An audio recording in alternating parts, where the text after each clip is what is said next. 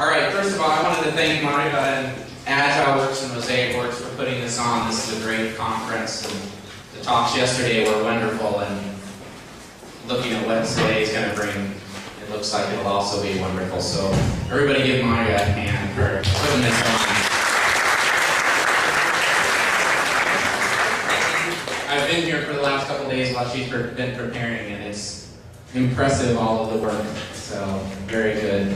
Thank you. Before I really get into what I kind of wanted to talk about today, I thought I would ask a couple questions. How many people here are programmers? A lot of people are currently programmers. Yeah, you don't get to put your hands up. If you've left the light side and gone to the dark side, then you don't get to do it. Here's the fundamental question that a lot of people, Agile is trying to answer, software craftsmanship stuff is trying to answer, and nobody really seems to have a full idea of doing this. And it really is, why do we write bad code? Everybody, hands up who's seen bad code. Who's had to maintain bad code? Who's had to maintain bad code that other people wrote, and then that you wrote? Exactly. I know that I've had to maintain a lot of bad code that I wrote. I think that more importantly, and especially with regards to Agile, it's not as much why we write bad code as much as when do we write bad code. And the general feeling that a lot of people have these days is that we write bad code when we have pressure. When the manager or the deadline or something's coming up and saying, you've got to get this done. You have to get this done right now. You've got 2 weeks till the deadline. You've got 9 months to do a project. The last month, you're sitting there, you're writing code really fast. And it's really this question, the difference between when you have to get it done and when you want to do it right.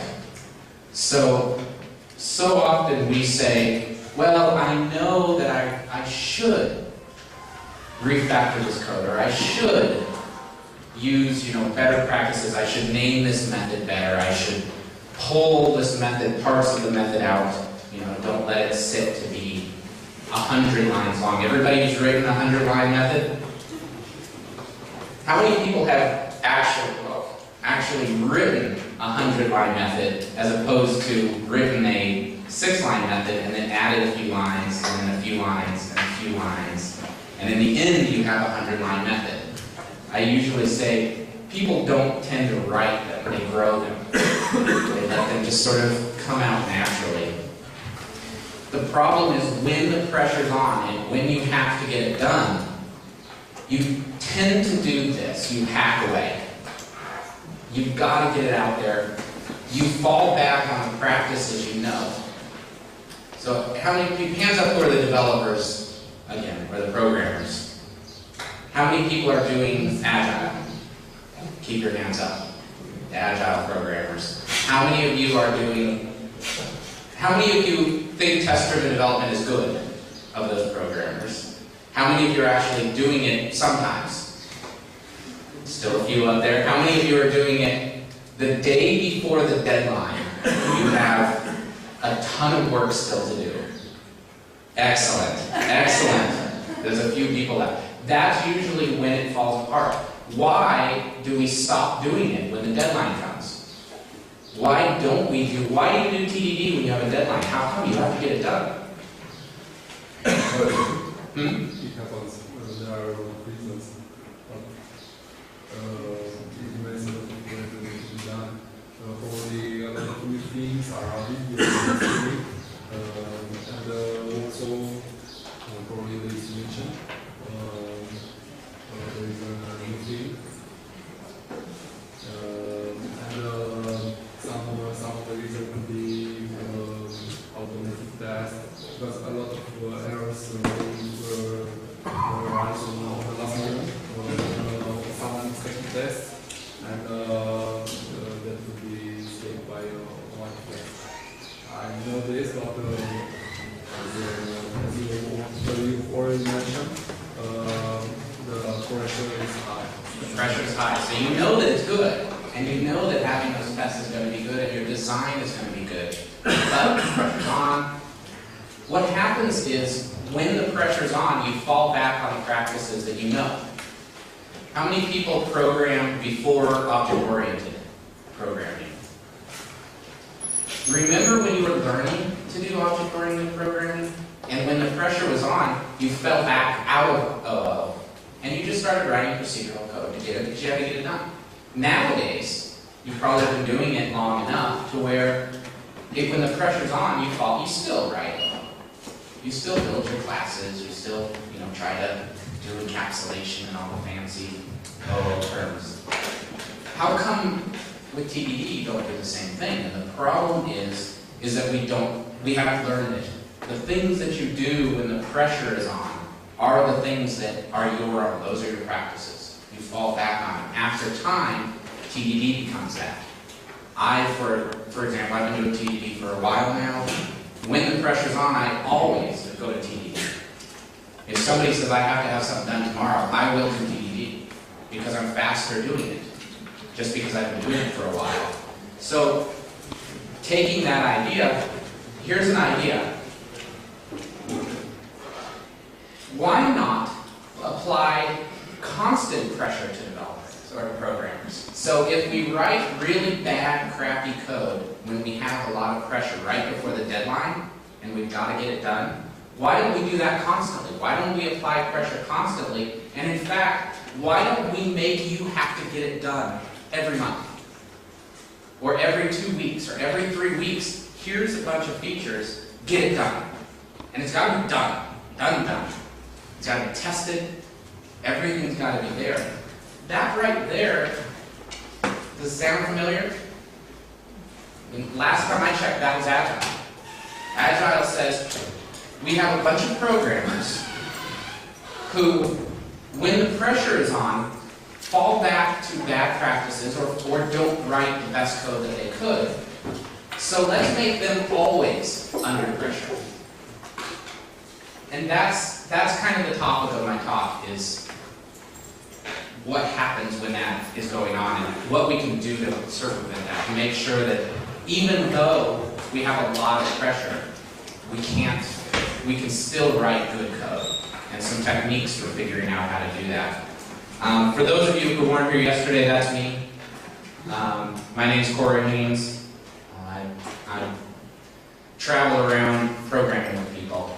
That's basically all I do these days. And I was lucky enough to be invited to come over here and talk, so this is kind of the title of my talk. I do a lot of work and a lot of talks on the software craftsmanship topics, or why Agile can fail, and why Agile a lot of times fails.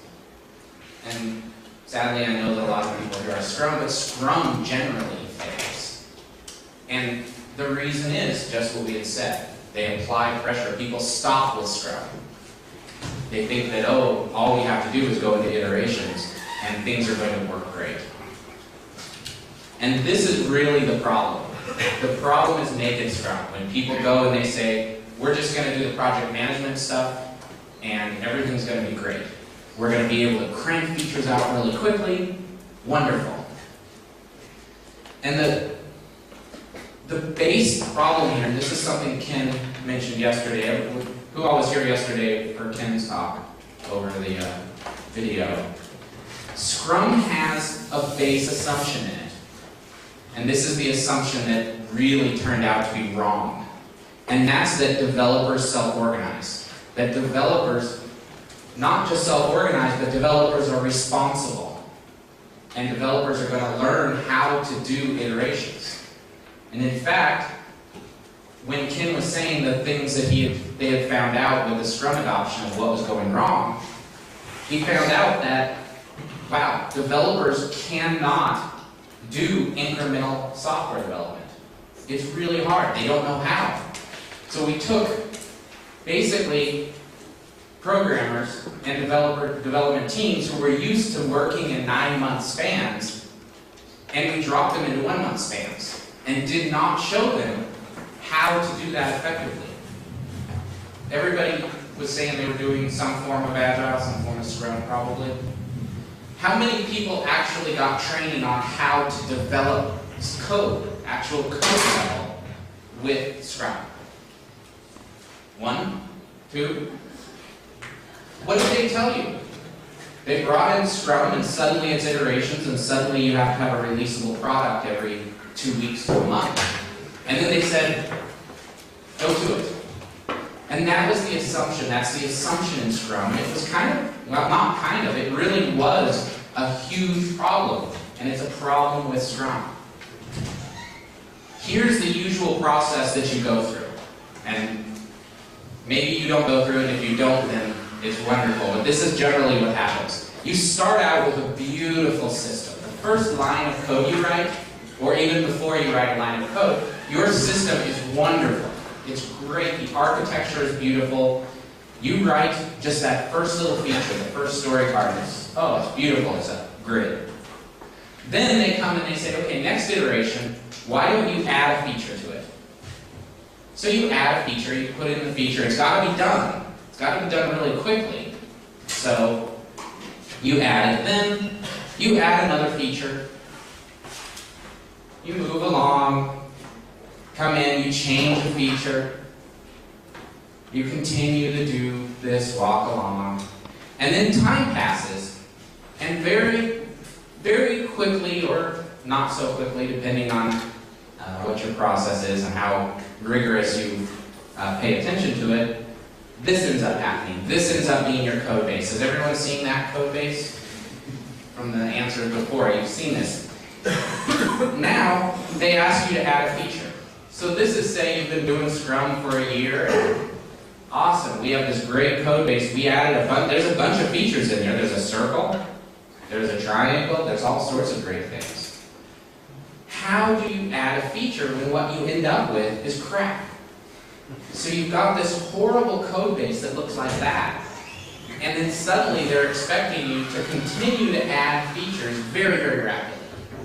So when people switched to Scrum, everybody saw that you started getting features out really, really quickly. You go and very fast, and you've got this feature and that feature, and login works, and suddenly you've got a sortable grid, all of these fun things. And then over time, it starts to slow down a bit. And of course, the reason is because of crap. Jürgen yesterday was bringing up the idea of, the analogy of gardening. We also it's a great analogy for software. Because a lot of us, as we talk, we say, code tends to write itself. Our job is to really prune it, cut it, make sure that it doesn't get crazy and look like that. This is what my garden would look like. Because I'm not a very good gardener, and I don't put a lot of effort into it. And frankly, this is what a lot of our code looks like after a while. Code just grows, it goes crazy, and starts sticking its fingers into other parts of the code that it shouldn't be sticking its fingers into. What we really want to have, though, is that. That's really what you want, bear with me, this is what you want your garden to look like. Some people like this, I know people who like that. But for the sake of today's lecture, or talk, that's what we want our garden to look like. And the way you do that isn't by planting a lot of plants and putting a lot of flowers into the ground. The way to do that is by constantly cleaning your garden. Constantly going in, finding the plants that have gotten out where they're not supposed to, pulling it up, getting rid of it. I was talking to a guy a couple weeks ago who's a master gardener. He showed me his garden. It's fantastic. It's beautiful. He grows vegetables. And what he told me something very important. He said, when he first started gardening, he thought the goal was to grow plants. He thought, well, it's good. It's a garden. I want to grow some vegetables, so I'm going to plant a bunch of vegetables. That's what I thought you were supposed to do when you garden. And instead, what he found was that when he planted a bunch of vegetables, they would come up, but they wouldn't be great. They wouldn't give a lot of fruit off of them, or vegetables, I guess. It's not real fruit, but they wouldn't give a lot of vegetables. It wouldn't be that great of food. It wouldn't taste that great. And then it occurred to him that really what he needed to do was plant less, but plant better. And the way that you plant better is you focus not on the plant itself, because plants grow. You stick a seed in the ground, unless you're me, it's going to grow. And it's going to come out, and you're going to have something. So what he started doing was he started focusing instead on the soil. He said gardeners learned that it's not the plants you grow, it's the soil that you grow. And you focus on giving the environment for your plants. Make sure that the environment is healthy. Make sure that you pull the weeds out, you put them where they should be. And at that point, you can plant less vegetables, and you get just as much, and you get better food anyways. So the key is this constant cleaning. The problem with most of the time when we adopt Agile is that we don't learn how to do a constant cleaning. We're not used to it. Within the usual process where you spend 9 months developing a piece of software, you might write code for a couple months and then maybe go back and clean it up a little bit. Then come back and write some more code, maybe clean it up a little bit. Under Agile, you really have to do it constantly. And the reason is because of this concept of emergent design. Emergent design is the root, it's the core of Agile programming.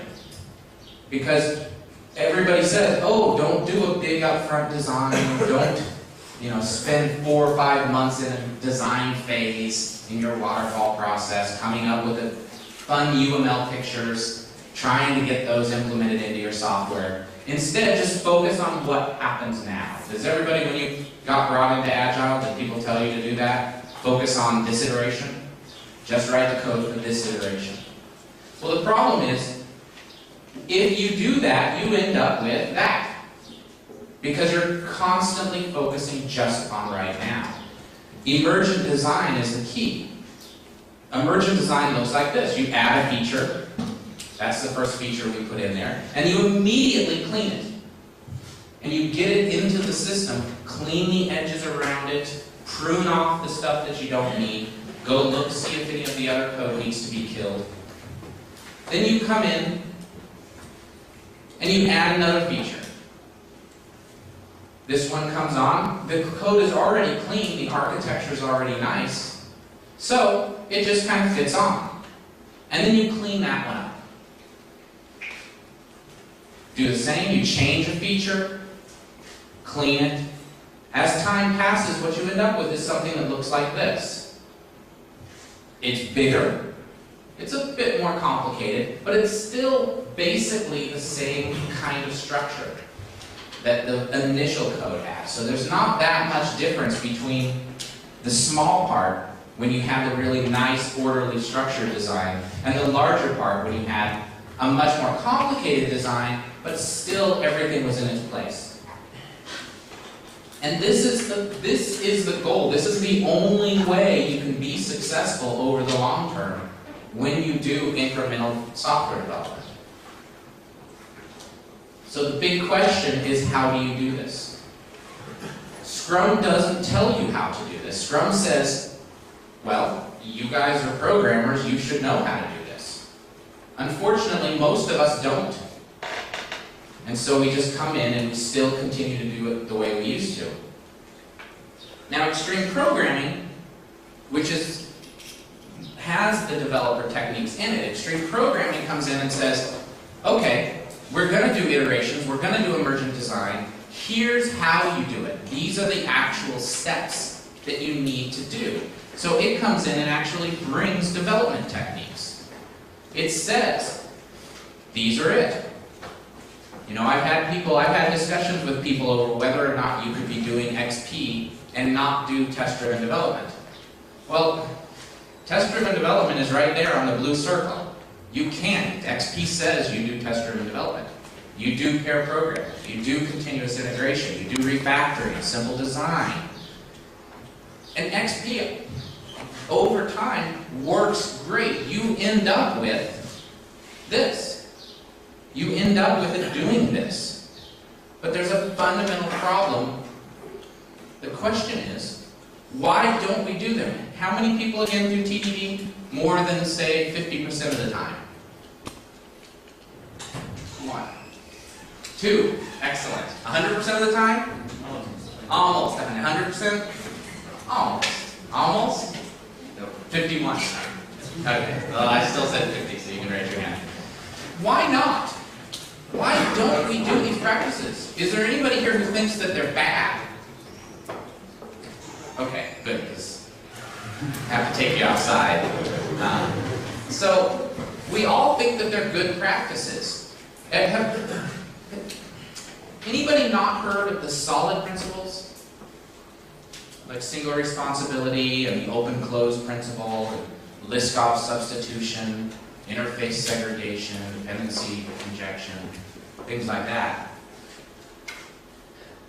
These are principles that come in with object-oriented design, and we tend to use them okay.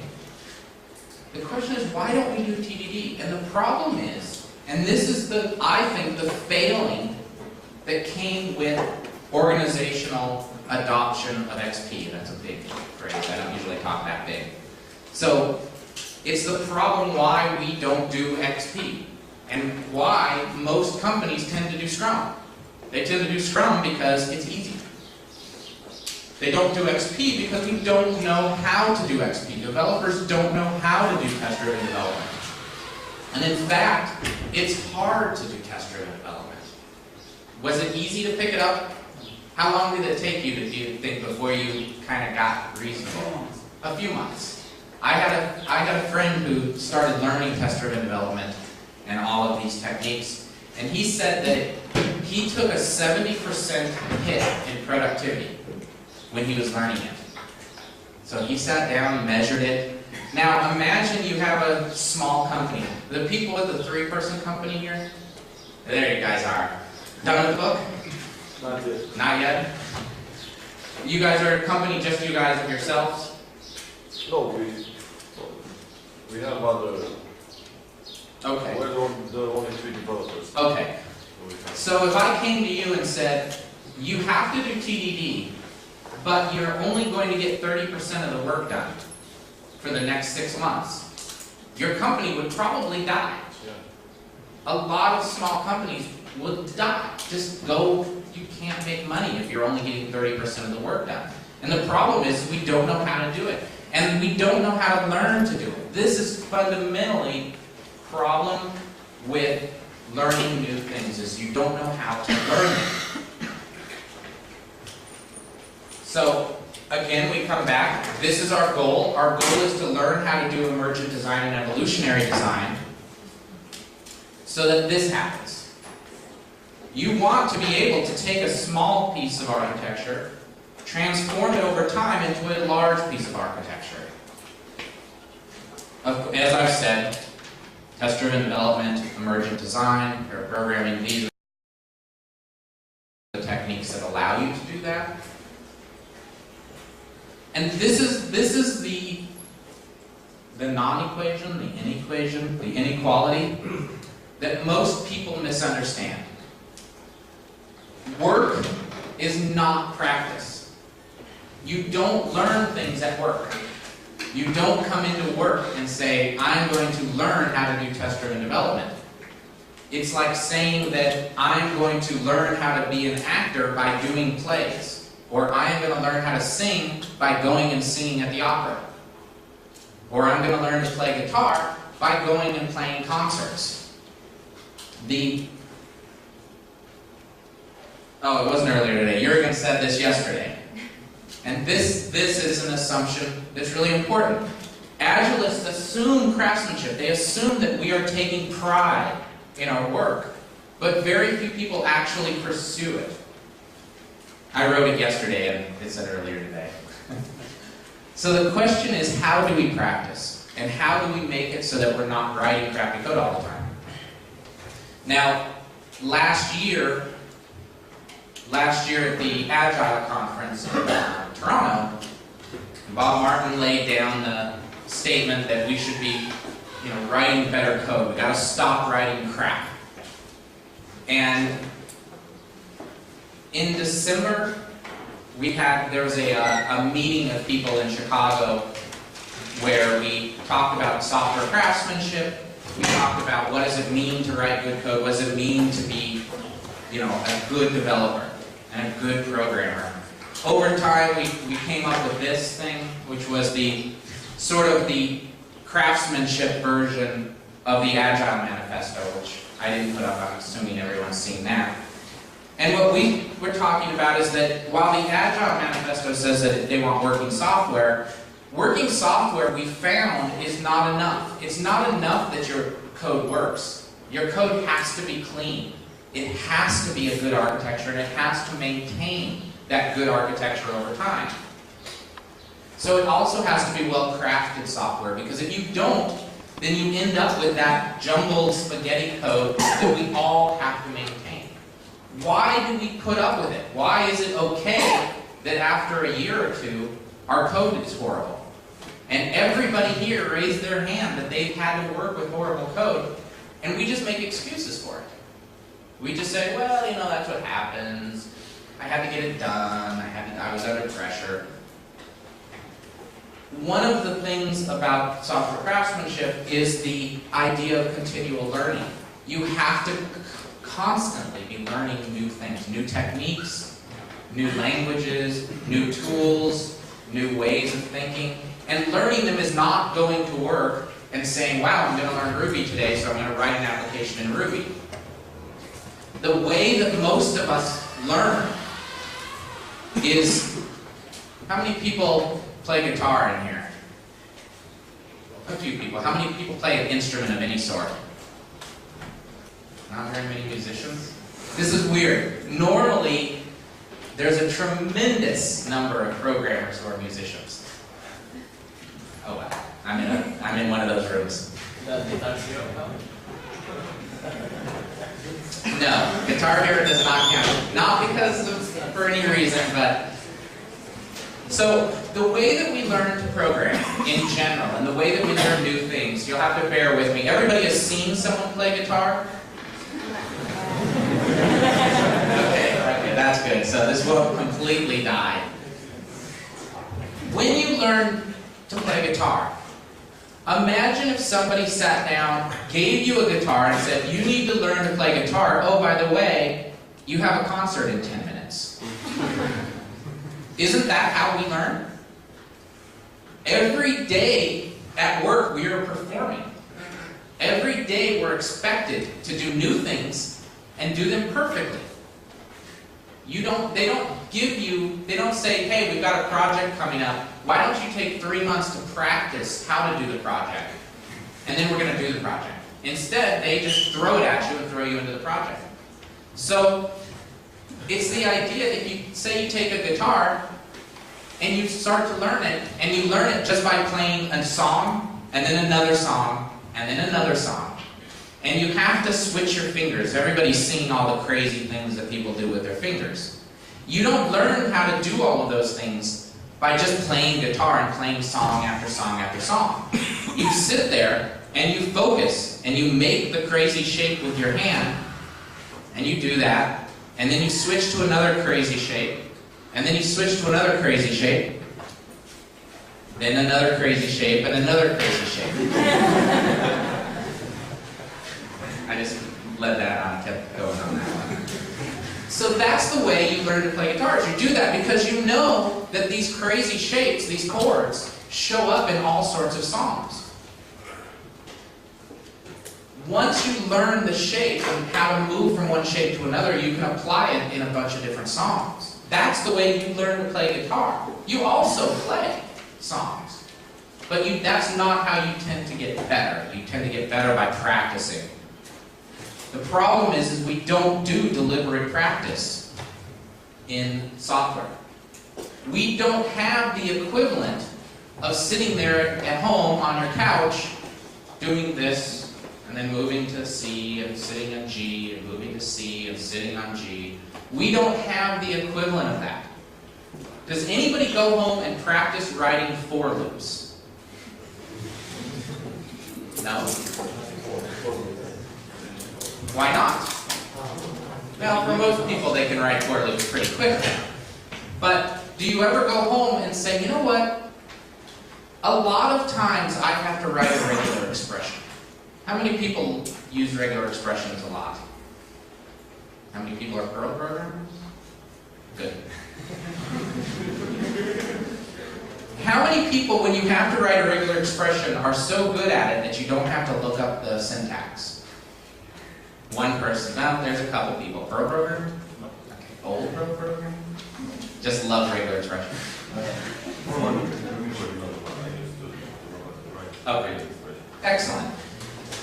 Well, how come we look it up in the docs? How many times do we have to look it up in the docs before we just get sick of it and learn regular expressions? You don't learn it by doing it over and over. Every so often on a project, you need to use one. Well, how many people have ever gone home and done regular expression practice? Look at that. Look at that. Excellent. No? Master regular expression. But that's the thing. That's how you get better, is you go home and you say, I know that occasionally I have to do them. Sometimes I have to do them more often than others. Why not go home and just write regular expressions? Has anybody read Mastering Regular Expressions? The book? If you haven't, you should. It's a really good book. It helps you master regular expressions. Great name for the book. But the idea in that is, here's a couple little practices. Let's work on them. We need to do more of these practices. TDD takes months to learn how to do. But it takes months to learn how to do if you are only doing it at work. Just like if I was learning guitar by playing a song after song after song, it would take me a long time to learn to play guitar. But if I learn to play guitar by actually sitting there and making the chords, it doesn't take as long. It's faster. It's more efficient to do real practice. So, here's some of the practice techniques that we use and that we talk about. One of them is called a code kata. Anybody heard of code katas? Excellent. Coding dojos? Excellent. Code retreat? Probably no. Probably nobody, because that's a new one that we started doing. And then what I like are these acceptance test-based practices. A coding dojo is basically, and depending on who you talk to, some people put Randori in front of it and say it's a Randori dojo. The idea behind a coding dojo is you take two people, I don't have a laser pointer on this, but you take two people, one computer. Now, of course you're pair programming because we're doing Agile. And you project the code up onto a screen. So you have the two people working, writing the code. You have a bunch of people sitting and watching. So you go to your user group and you set this up, and you do it for, say, an hour or so. Two people writing code. Usually, you're doing test-driven development, or I guess you don't have to if you want to practice something else. And you set ground rules. If you're doing test-driven development, the general ground rule is that nobody can talk if there's a failing test. So if the pair is trying to get the test working, then nobody else gets to talk, just the pair. And the pair has to constantly talk. Once it turns green, everybody gets to start talking. And giving ideas about refactoring. How would we go about making the code that you just wrote cleaner? And it's fun, that's when the room erupts and everybody starts giving their ideas. But the people who are programming are the ones who have control, and they get to do it. Then, after a certain set amount of time, say 5, 10 minutes, or a certain number of tests, one of the pair gets up, sits down, and somebody from the audience gets up and comes up. And then for the next 5 or 10 minutes, you now have the same, one of the people are the same, and then another person is new. And so they continue to work on the same code, trying to solve the same problem. After a certain amount of time, the original person gets up and leaves, and now you have a new pair, a completely new pair, after, say, 20 minutes, working on a code base. And you do that, and you swap, and you cycle around, and it's a lot of fun. And it's great because you not only do you learn how to pair program, you get a lot of people's ideas coming up. You get to show the code that you're writing, so people can see it, give you suggestions, you can learn better practices. And you can say, for this coding dojo, we're going to practice this technique. And then allow everybody to really focus on that technique. You don't have to have a problem you can solve. Or you don't, the goal isn't to write a program that works. The goal is to be able to practice certain things. The other one is kata. There's two types of kata. In my view, a kata is a solution. It's not a problem. Usually, and generally, you find them as statements of problems. You know, turn a number into binary, or turn a decimal into binary, or Roman numerals, or write something that adds Roman numerals, something like that. But the key is that it's a problem that we know how to solve. It's a reasonable solution. They're not hard to do. But the idea is that once you find the solution, you can then practice using that solution. So try out new techniques. Writing a system to add Roman numerals together. That's not the hardest thing to do in the world. But what if you did it with no if statements? Or what if you did it with no loops? Or what if you did it with not being able to use integers, or not being able to use strings? Or what if you did it where you had to have methods of no more than 4 lines long? And so you make these rules, the problem is understandable, the solution is known, and you just practice doing different techniques. Practice writing the kata and using TDD. It gets you into that flow of the red-green refactor cycle. The one I prefer even is a performed kata, where you learn the solution to it, you continue and you practice the solution enough times to where you stand up in front of a room and you code it.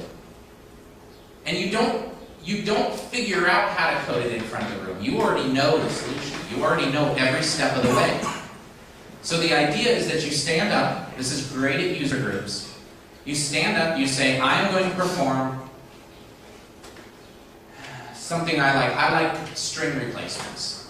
So I've done a kata where you take a string and it has, a token in it, a $ name, and you replace it with a value. And you do it. You know the code. You're not figuring anything out. You pretty much memorized step by step how to do it. And the last kata I did I think 15 times the same exact code before I actually performed it. Then everybody in the audience gives you feedback. How'd I do? Did you notice anything that was weird in the process that I went through to do it, to solve the problem? It's a great way. We do it at user groups. To have 2 people perform a kata before the person gives their talk. Thing like that. Another thing we do, this is something that we just started doing.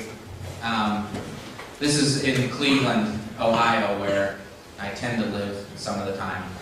And there's a company there, it's a software company, and they're on a boat. So we just sit on the boat and write code all day long. It's a nice life. We have a dog. And out that window is the lake. Now, what a code retreat is you get a bunch of people together, and it's basically 6 hours long. 3 hours in the morning, 3 hours in the afternoon. And you work on a problem that cannot be finished in an hour. So we usually do what's called Conway's Game of Life. You can look it up on Google or Wikipedia, Game of Life. It's a very simple application. But unless you've done it a number of times, you cannot finish it in 1 hour. So at a code retreat, what we do is we sit down at the beginning of the day, and from, say, 9 to 10, we work on it. And then at 10 o'clock, we delete all the code that we wrote. I saw your eyes widen. And then from 10 to 11, we do it again. We start again from scratch. And then at 11 o'clock, we delete the code that we wrote. And then 11 to 12, same thing, delete the code. Then we have lunch. Then you do the same thing in the afternoon, 3 more hours, where you delete the code after every hour. And the question is, what do you get out of this if you delete all of your code? Well, the idea is that the code isn't the important thing. The important thing is the practice, is saying this hour.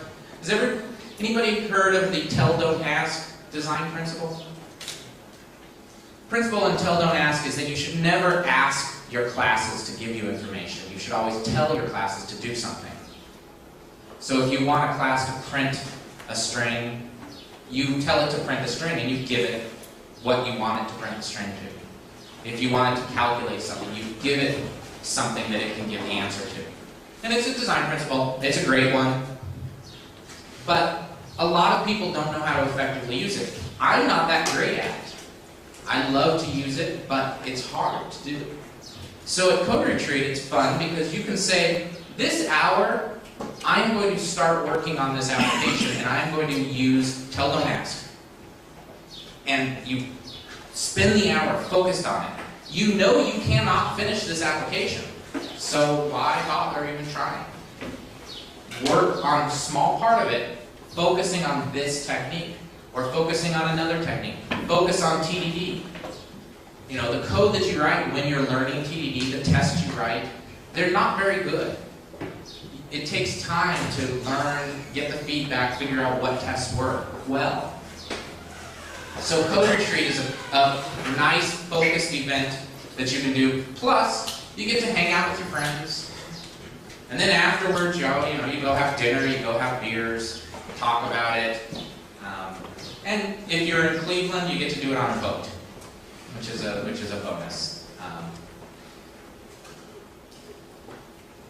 Another one is called acceptance test based. Acceptance test based is where you write a set of executable acceptance tests. So one of my favorites is for doing. Everybody knows Sudoku? You have the grid and all of that. So I write acceptance tests for that. So I write executable code that says, given this board, this Sudoku board, when I give it to my solver, I should get this board back. And nothing lower level than that. Just here's a Sudoku that's unsolved, here's the solved version, pass it to code. I don't have the code that actually solves it. So what I can do is with these acceptance tests, I can start working on my code knowing whether or not I'm finished or not. Whether or not I'm getting closer to actually having a Sudoku solver that works. And that allows you to have a set domain, a set environment, and a problem that you can solve, and that you know how to solve. Then you can sit there and practice using different techniques. Do them, try doing it TDD, try doing it pairing, things like that. But the fundamental principle behind all of these things is that we have to practice. It's not enough just to go to work and hope that you'll get better one day. Because we've tried that. We've tried that for the past 20 years. We've tried that for the past 40 years, 50 years. Especially for the past 10 years. We got a bunch of new programmers in the 90s. And it just doesn't work. Everybody here, by raising your hand saying that you've had to maintain that horrible mess of code, knows that it doesn't work. The current way we learn how to develop software doesn't work. And this is really what it is. Minimizing the distance between getting it done and doing it right. When you have to get it done and you have that manager standing there with a stick running over, pounding you, going, you have to get it done, you have to get it done, you still want to do it right. The reason we don't do it right is because we don't know how. The way that we learn to know how to do it right is by practicing. And by taking the time outside of your work to do these sort of techniques and learn them and make it more effective. They say that in every presentation you should have a call to action, which is something that you're supposed to come away from the talk with, mine, if nothing else, I'd like you to stop writing crap. Tomorrow, well not tomorrow because it's Sunday, Monday, go into work and don't make excuses anymore. When you write that line of code or you write the little component and look at it, think about what the person 6 months from now is going to think about it. And not just it, but everything around it. I wish I had a picture for this, but I didn't find one. I always say that you should write your code as though the person who has to maintain it is a psychopath who knows where you live. So, thank you.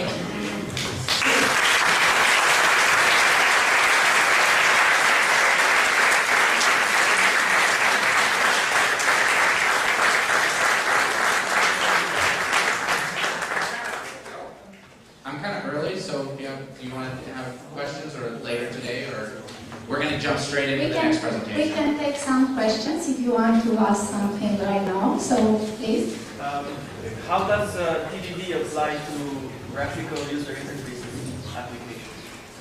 Well, there are a lot more tools now that will allow you to write more acceptance level tests, higher level system Yes, tests. but how does TDD cope with that? Because TDD you're supposed to write the test before the Yes. implementation.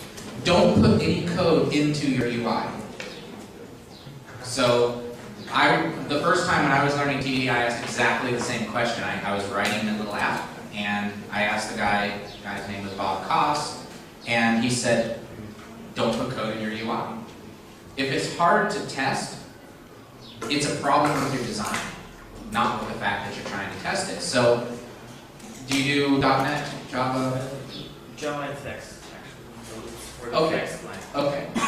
So, I imagine you have like a form or something. Yeah.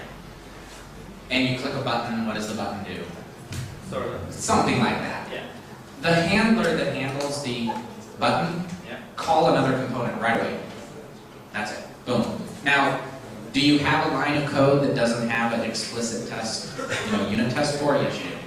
Yeah. Mostly because it's a problem with UIs. Yeah. But if you just immediately call another component, passing in the data that it needs, then you can TDD that component because it doesn't know anything about the UI. But that's a fundamental problem in our UI architectures right now.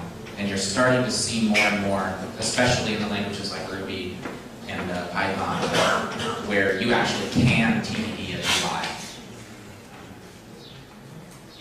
You notice? About the constant practice, how do you see it in terms of employees' point of view or the management point of view? Because most of the time what I get as the response is, well, this is related with work, then I have to do it in the work time. And you don't always have the budgets, as you said, like 3 months to practice only for this project.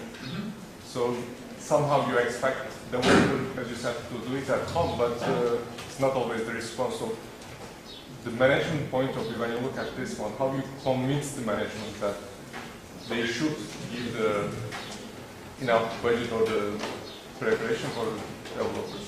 I don't think it's management's problem. It's yours. You need to be a responsible software developer. What if we had, if you have a professional musician, they don't go to the bar and say, I need you to pay me for practice. Would you come with me after and tell this to a bunch of developers I work with? Fire them.